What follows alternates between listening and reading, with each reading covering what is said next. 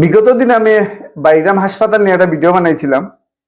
সেই ভিডিওতে আমি আমার মনের কথা তুলে ধরছিলাম।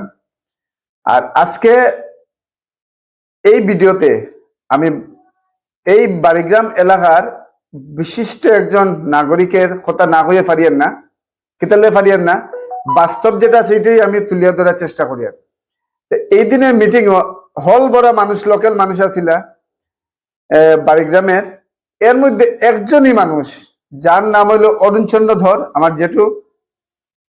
তাই নয়, যখন বাড়িগ্রামের বদনাম উঠছে এবং তাই বাকি শুনিয়া তাই অসুস্থ মানুষ, তারপরেও তাই এইগুলা কথা কইছে নাকি।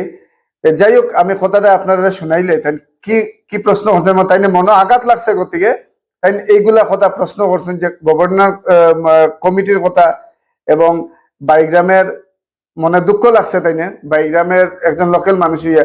যাই হোক, তাই কথাগুলো আমরা শুনিলাই।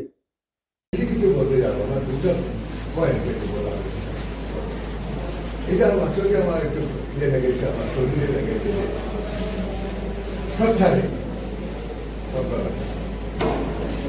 এই যে বাড়িগ্রামে, আচ্ছা আমি ডাক্তার মাতুরকে একটা প্রশ্ন করতে চাই।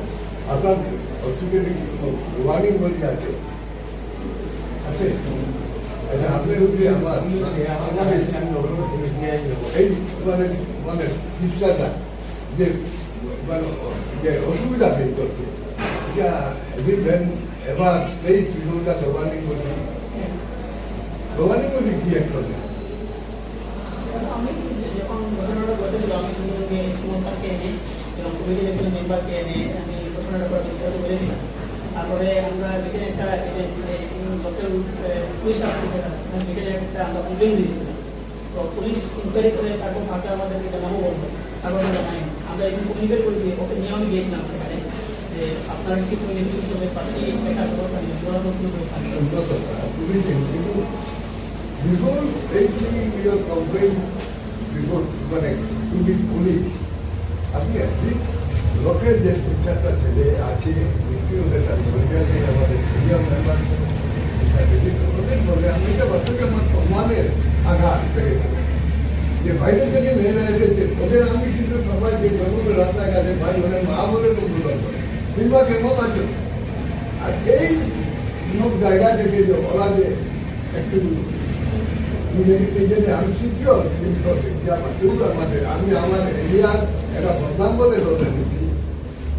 তাই আপনাদের কাছে একটা অনুরোধ আছে, যদি কোনো ধরনের কোনো অসুবিধা ফেস করেন সেটা আপনার একদম নিকটবর্তী একজন পঞ্চায়েত সদস্য দিয়েছেন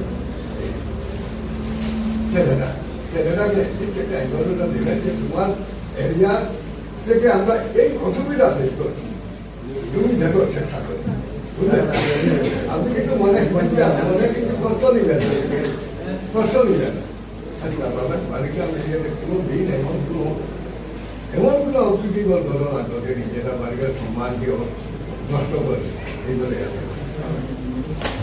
যাই হোক, তাইনে কথা শুনলা এবং তাইনে একটাই কথা কইছেন, তাইনের একটা মন আঘাত লাগছে যে বাড়িগ্রামের একটা বদনাম হয়েছে। আর এত ঘটনাটা ঘটছে বাড়িগ্রামের মানুষে জানে না, এটা হলো দুর্ভাগ্যজনক। তখন তাইন কইছেন যে লোকাল মানুষে একে কমিটি যারা আছে বা বাড়িগ্রামে কিছু মানুষে জানেনি। যাই হোক, এটা তো তাইনের কথাগুলো তাইন কইছেন। আর তাইনের যে আমার জেলা মনে লাগছে, তাইনের সেম ক্ষেত্রে অসুস্থ মানুষ, তারপরে মনে লাগছে। এবং তাই নিয়ে কথাটা কইছেন যে প্রত্যেকটা মহিলা নার্স যখন বাইরের থেকে এখানে আইছে তারা সম্মান পাইতো। এবং তাই আমরা অনেক সময় দেখছি তাই রাস্তাঘাটে যখন এই নার্সগুলা যায় মা হইয়া বা অসুবিধা সুবিধা বালা আছেন এইগুলা তাই জিগাই। তো অসংখ্য ধন্যবাদ। এই ধরনের সচেতন নাগরিক যখনই থাকবো তখন ওই বাস্তব জিনিসটা উঠে আইব।